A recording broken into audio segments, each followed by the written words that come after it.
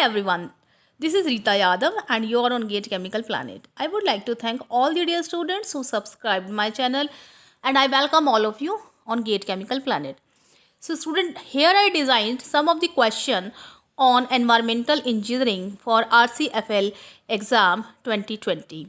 These questions are very important and these types of questions may come in examination.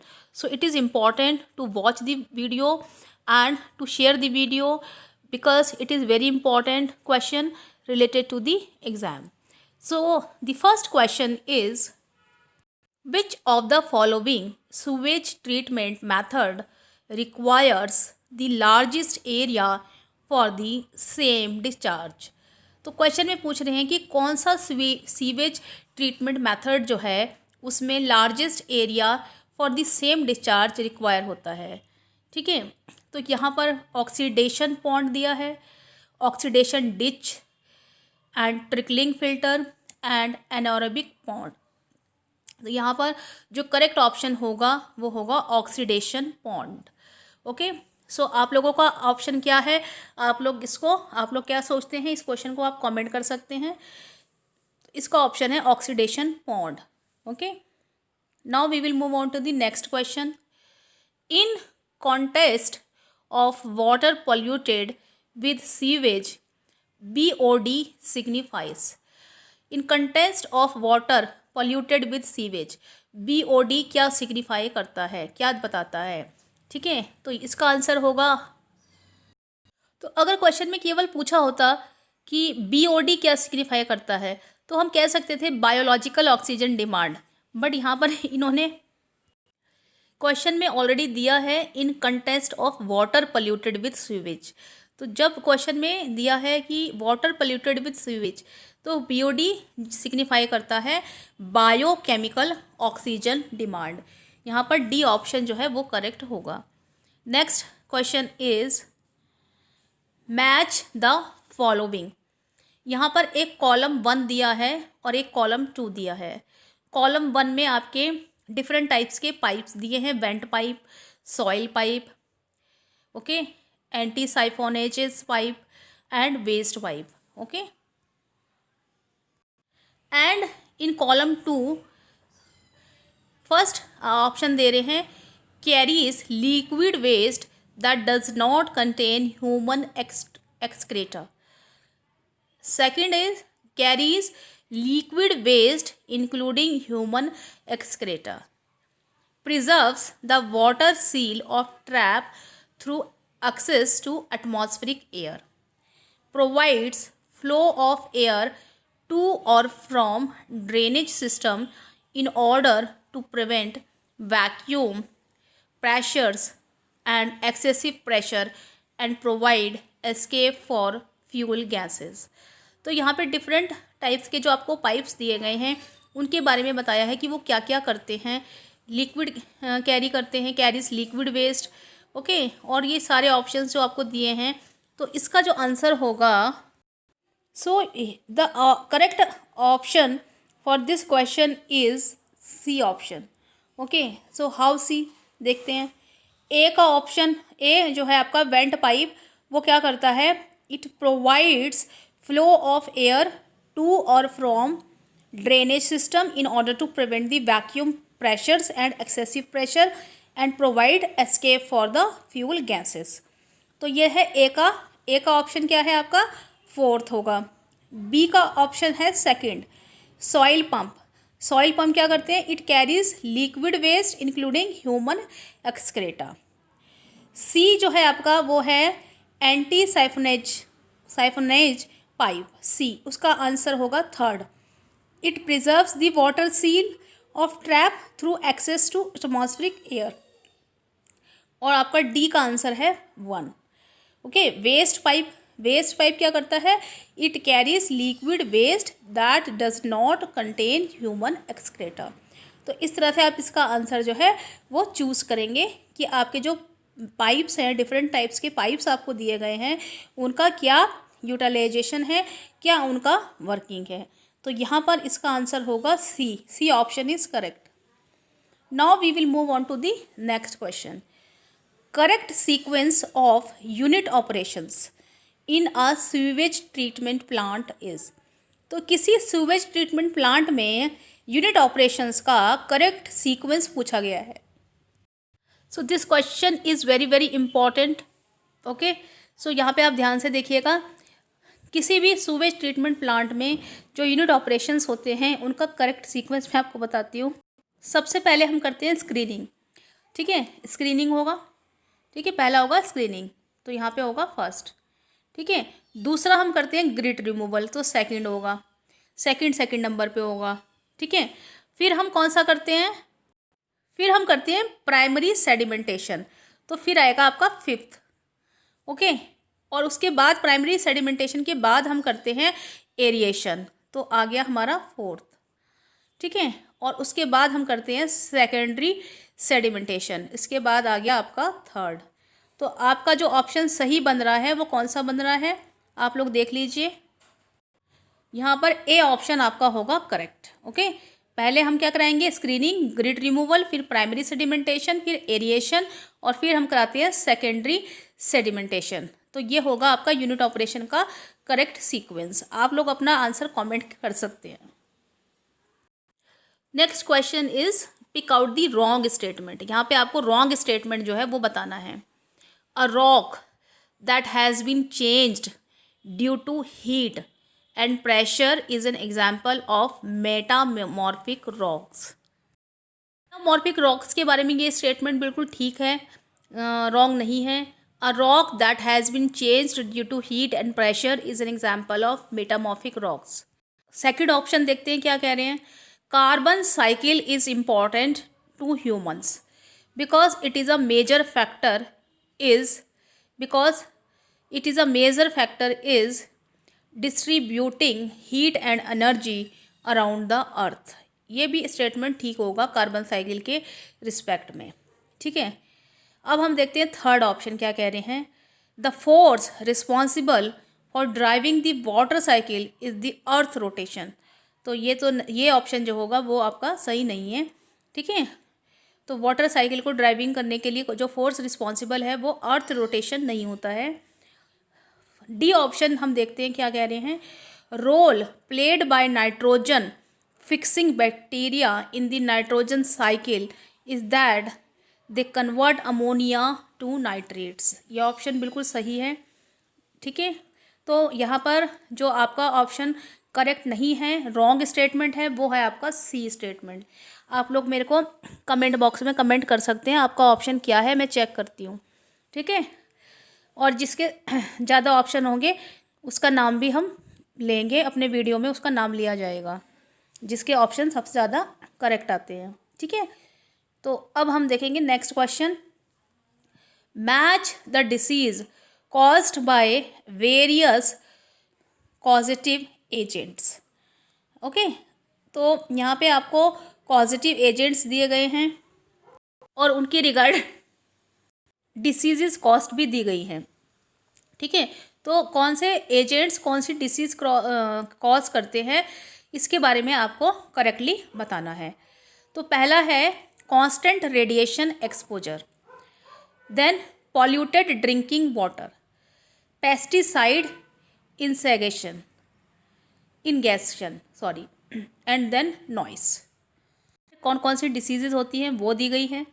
ठीक है, leukaemia है, एक option है आपका इंसोमेनिया, एक होगा आपका न्यूरैल्जिक पैरालिसिस।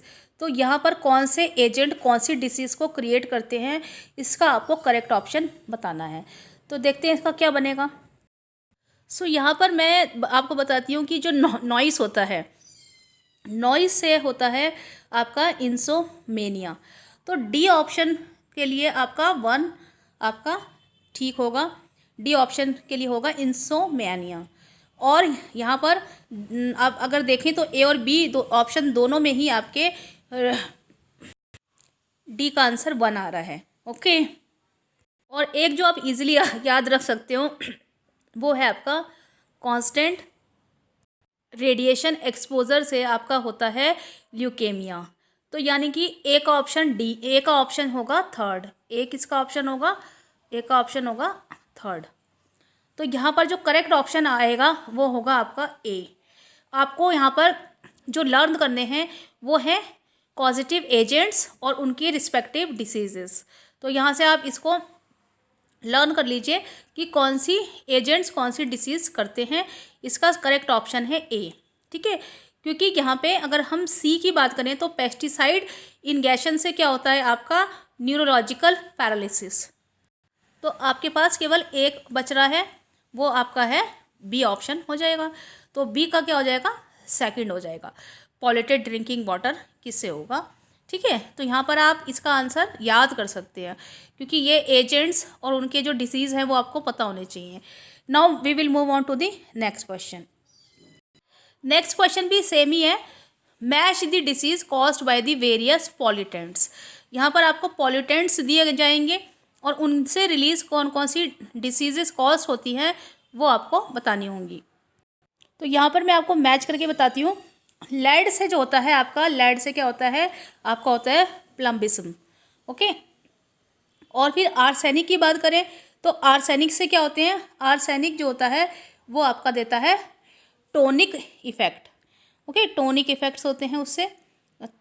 कोल डस्ट जो है आपकी, कोल डस्ट से क्या होता है आपका, होता है आपका एल्यूमिनोसिस, ओके। तो यहाँ पे इसका ऑप्शन होगा ये। और बॉक्साइड से आपका क्या होता है, बॉक्साइड कौन सी डिसीज़ कॉज करती है, ब्लैक लंग डिसीज़, ओके। तो यहाँ पर जो इसका करेक्ट ऑप्शन आ जाएगा वो हो जाएगा इसका ऑप्शन बी। तो आप यहाँ से ये वाली डिसीज़ और जो पॉल्यूटेंट्स हैं और वो जो डिसीज़ कॉज करते हैं यहाँ से आप उसको लर्न कर सकते हैं। इस तरीके के क्वेश्चंस आ सकते हैं आपके एग्जाम में।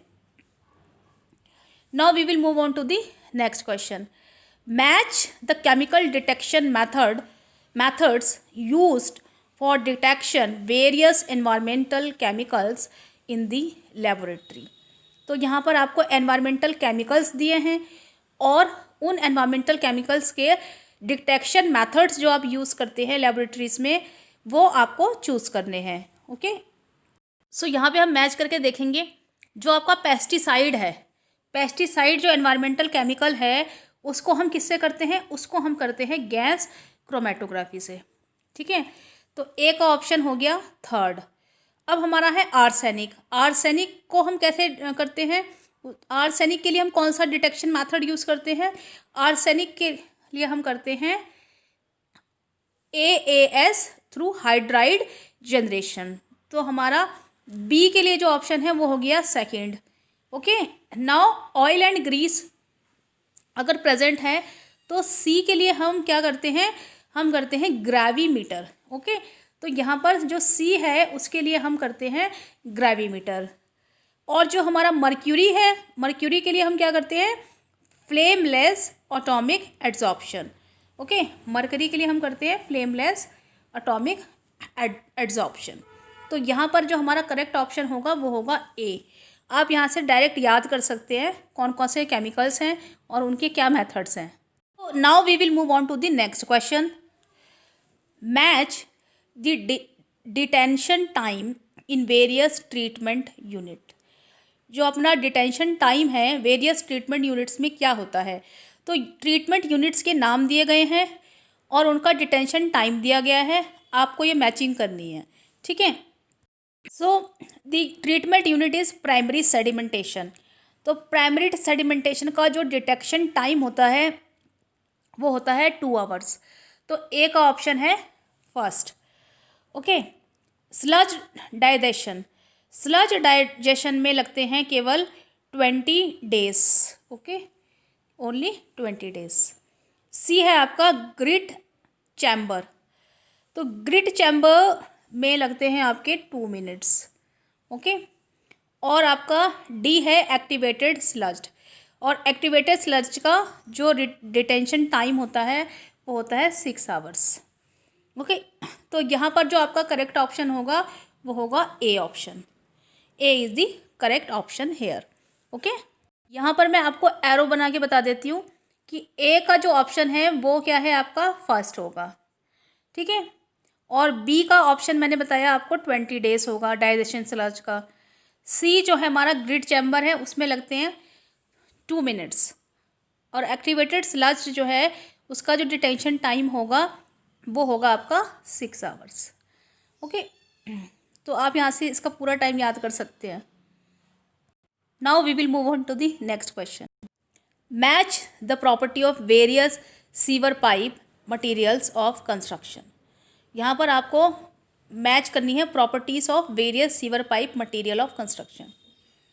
सो in first sewer pipe material is given steel sewer pipe, concrete sewer pipe, stoneware sewer pipe, cast iron sewer pipe.